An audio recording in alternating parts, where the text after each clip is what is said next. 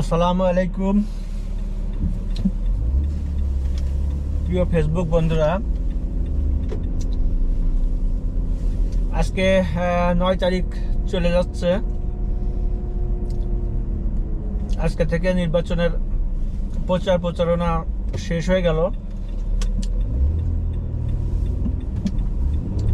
তো আশা করি এইবার বাংলাদেশে একটা ভালো নির্বাচন হবে।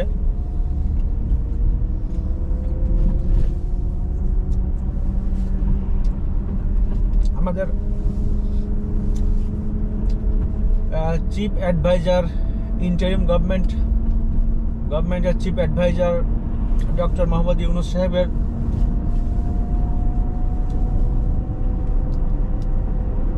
যে সরকার তিনি চালালেন 1.5 বছর,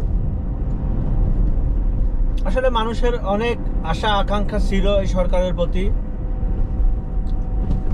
বেশিরভাগই তিনি মানে সেই আশাগুলো দিতে পারেননি। মানুষের আশার অনুরূপ কাজ তিনি করতে পারেননি।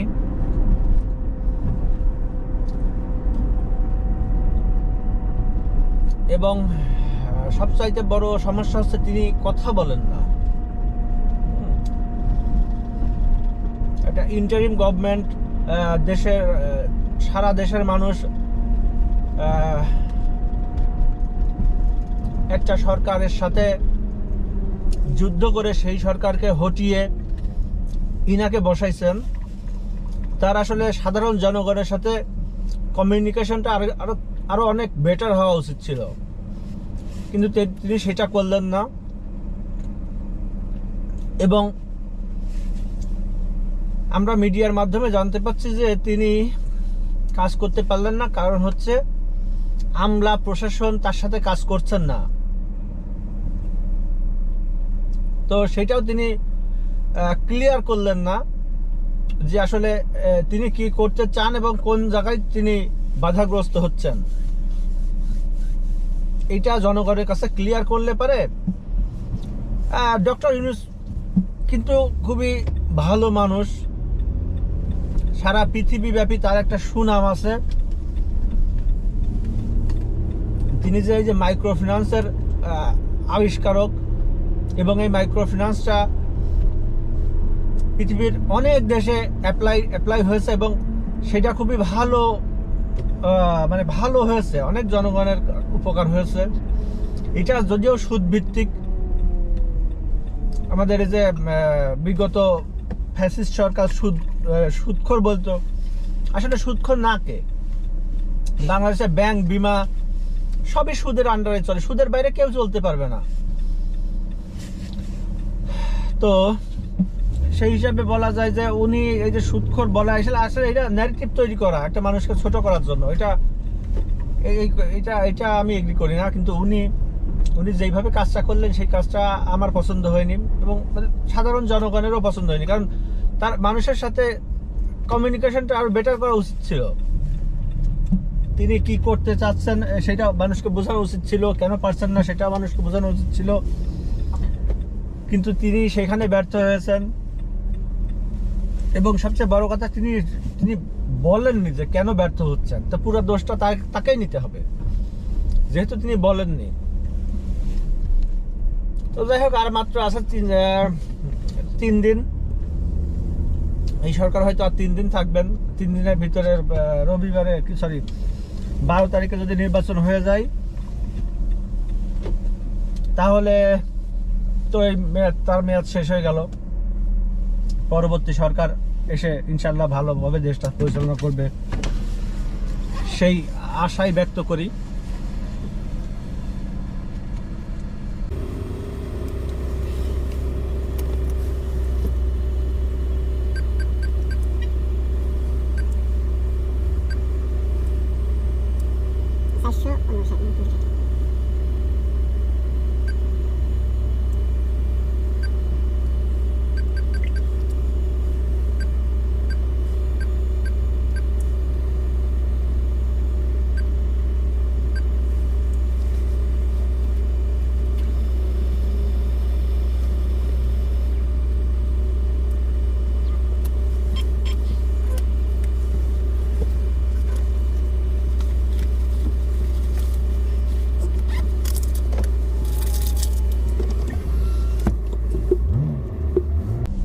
এবং এই দেশের জনগণ সাধারণ মানুষের বোঝা উচিত যে যেই দলই হোক একক সংখ্যাগরিষ্ঠ করা যাবে না, তাতে দেশ কখনো ভালো হবে না। একটা ভালো সরকার যেমন দরকার, তেমনি একটা দেশ ভালো চলার জন্য দরকার হচ্ছে একটি শক্তিশালী বিরোধী দল। তাহলে পারে ওই সরকার দল তাদের ইচ্ছা মতো সবকিছু করতে পারবে না। তো আমাদের বাংলাদেশের একটা ট্রেন্ড আছে যে যখন মানুষ যার দিকে ঝোঁকে, এমন ভাবে ঝোঁকে যে একেবারে পুরাটাই তার হয়ে যায়।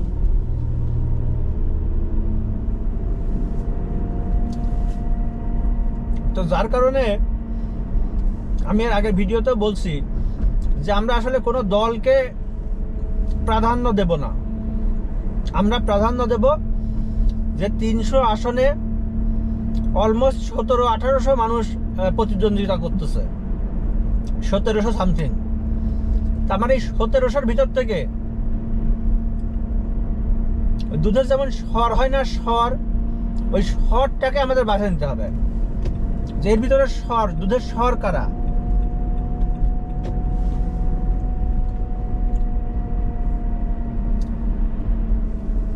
তাতে হবে কি, আমরা তো 300টা এমপি পাবো। এই 300টা এমপি, এই 300 এমপি যদি 150 থেকে 200 মানুষ যদি সৎ পায় আমরা, তাহলে পারে এই যে আমাদের যে চেইন অফ কমান্ড আছে, এই চেইন অফ কমান্ডটাকে ভাঙতে হবে। যেমন আমলাদের একটা চেইন অফ কমান্ড আছে, প্রশাসনের ভিতরে একটা আছে, আর্মির ভিতরে একটা আছে, নেতাদের ভিতরে তো চেইন অফ কমান্ড বলতে যে প্রধান, দল প্রধান যা বলে সেটাই। এইটার থেকেও আমাদেরকে বেরোনো উচিত। তাহলে পারে দেশ ভালো হবে। কারণ আমাদের বাংলাদেশের অর্থনৈতিক যে গ্রোথ, সেটা খুবই ভালো। আমাদের বাংলাদেশের জনগণ কর্মঠ, আমরা কাজ করে খাই। আমরা কিন্তু সরকারের কাছে চাচ্ছি না যে এই আমেরিকার মতো সরকার আমাদের ফ্রি বাড়ি দিক, ফ্রি চিকিৎসা দিক, ফ্রি বাজারের ব্যবস্থা করে দিক। এইগুলো আমরা চাই না। আমরা চাই যে আমার কাজ আমিই করব, কিন্তু আমি যাতে আমার যেই টাকাটা ইনকাম করব, সেই টাকাটা দিয়ে আমি যেন আমার নিজের সংসারটাকে নিজে ভালোভাবে চালাতে পারি। সংসার চালানোর পরে আমি যে ইনকামটা করব, সেইখান থেকে যাতে আমি কিছু সেভিংস করতে পারি আমার ফিউচারের জন্য। আমি যেন কিছু সেভিংস করতে পারি আমার চিকিৎসার জন্য।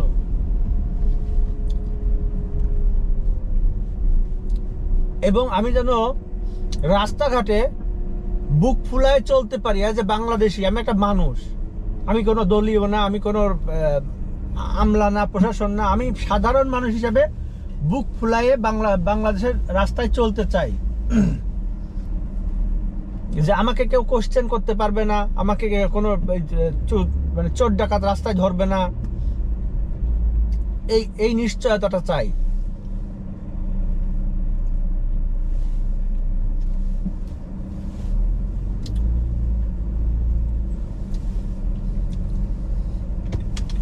আমার কাজও কাউরে করে দিতে বলতেছি না। এই যে আমি একজন প্রবাসী, আমি চাই যে আমি যখন এই যে দেশে যাব, আমার ওই কি বলে আমার যে এয়ারপোর্টে যেন আমি যখন দেশে যাব, আমি চাই যে আমার এয়ারপোর্টে যেন আমার ব্যাগটা না কাটা হয়। আমি যখন বিদেশে আসব, তখন যেন আমার ওই প্লেনের ফেয়ারটা যেন ডাবল দিতে না হয়, কোনো সিন্ডিকেটের সাথে আমার যেন যাওয়া না লাগে। আমি যেন অনলাইনে আমার টিকিটটা ন্যায্য দামে কিনতে পারি।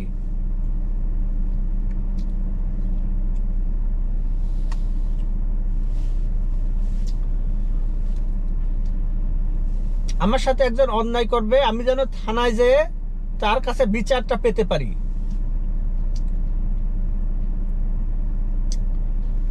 আমি যেন ওই কোর্টে যে সঠিক বিচারটা পাই, আমার বিচারটা যেন ওই টাকার কাছে বিক্রি না হয়ে যায়। রিসেন্ট ঘটনা, ইন্টারিম গভর্নমেন্ট ক্ষমতায়, সবগুলো ভালো ভালো মানুষকে আমরা 5ই আগস্টের পর বেছে বেছে প্রশাসনে বসাইছি, তাই না? সরকারে বসাইছি। আমরা তো সাধারণ মানুষই তো, তাই না? আমি না যাই, আমি হয়তো বিদেশে, আমার এক ভাই গেছে, আমার এক চাচা গেছে, আমার এক বন্ধু গেছে, এরকম মানুষ রাস্তায় নেমেই তো গভর্নমেন্টটা করেছে।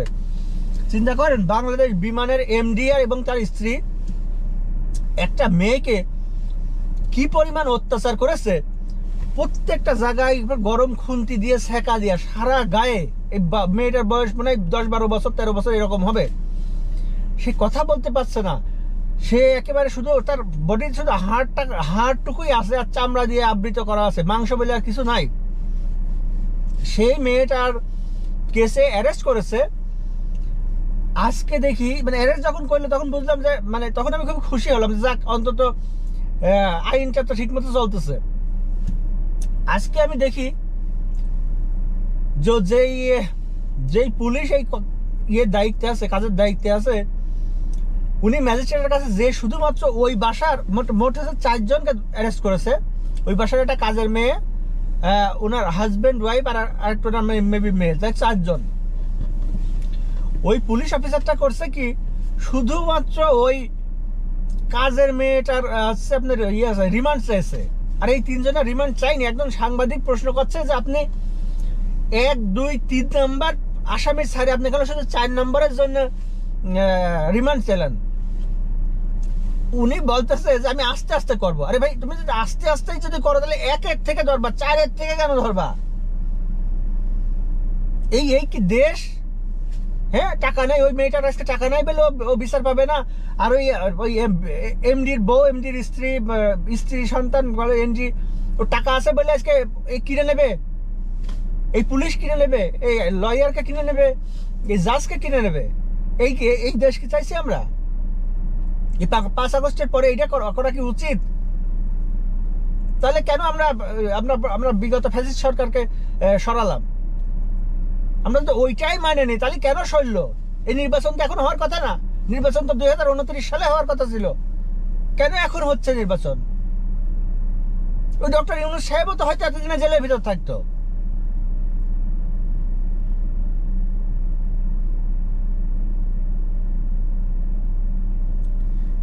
এইভাবে যদি একটা দেশ চলে, আবার যে সরকার ক্ষমতায় আসবে সেম একই রুটে চলবে, তাহলে কেন এই যে 1700 মানুষ মারা গেল,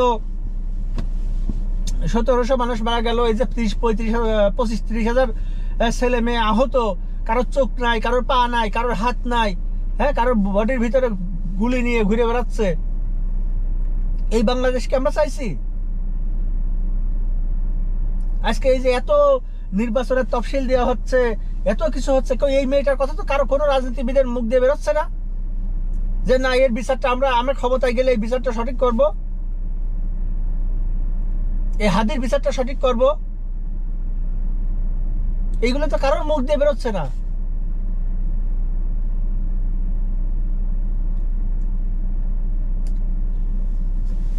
তো সেই জন্য আমি বাংলাদেশের মানুষকে বলতে চাই যে আপনার এলাকায় যাকে সৎ মনে করবেন তাকে ভোট দিবেন। এবং এইবার যে নির্বাচন হবে, এই নির্বাচনে যদি কোনো রকমে ওই 111-এর মতো ইঞ্জিনিয়ারিং করার চেষ্টা করা হয়, সাধারণ মানুষের উচিত ওইটা বাধা দেয়া।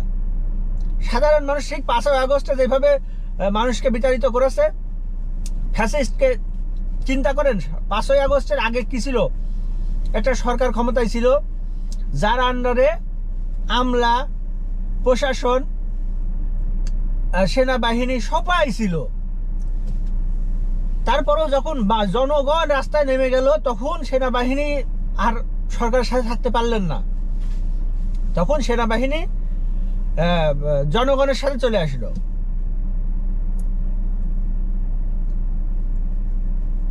তো এইভাবেই এই যে নির্বাচনটা হবে, এই নির্বাচনে যদি কোনো রকম ভাবে ইঞ্জিনিয়ারিং করার চেষ্টা করা হয়, তাহলে সাধারণ জনগণের উচিত ওইটাকে বাধা দেয়া।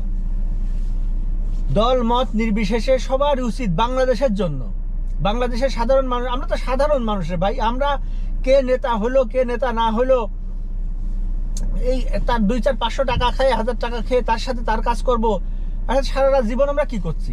সারা জীবন আমাদের মানে নেক্সট 5 বছর আমাদের কিভাবে যাবে?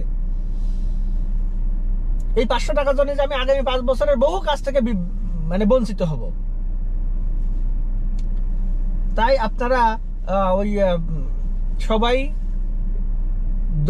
দল মত নির্বিশেষে যার যে জায়গায় দেখবেন যে ব্যক্তি সৎ, যার কাছে যায় আপনি একটা কথা বললে সে কথাটা রাখবে এবং যার মুখের কথার দাম আছে, এই রকম লোকজন দেখে দেখে আপনারা ভোট দেবেন সব জায়গায়। আর না হলে এই ইন্টারিম গভর্নমেন্টের সময়ও যদি একটা মানুষ, একটা গরিব মানুষ, একটা মেয়ে, একটা গরিব মানুষ, একটা মেয়ে, এই দেখেন আজকে দেখেন এই আওয়ামী লীগ বলছি আপনার বিএনপি এবং জামাতের ভিতরে যে মেয়ে নিয়ে বহুত কথাবার্তা হচ্ছে, এটা 10-15 বছরের একটা মেয়ে লাঞ্ছিত হয়েছে, শারীরিকভাবে নির্যাতিত হয়েছে, সেই মেয়েটার বিচার তাদের চোখের সামনে হচ্ছে, তারা সব জানে, একটা কথা কেউ বলতেছে না।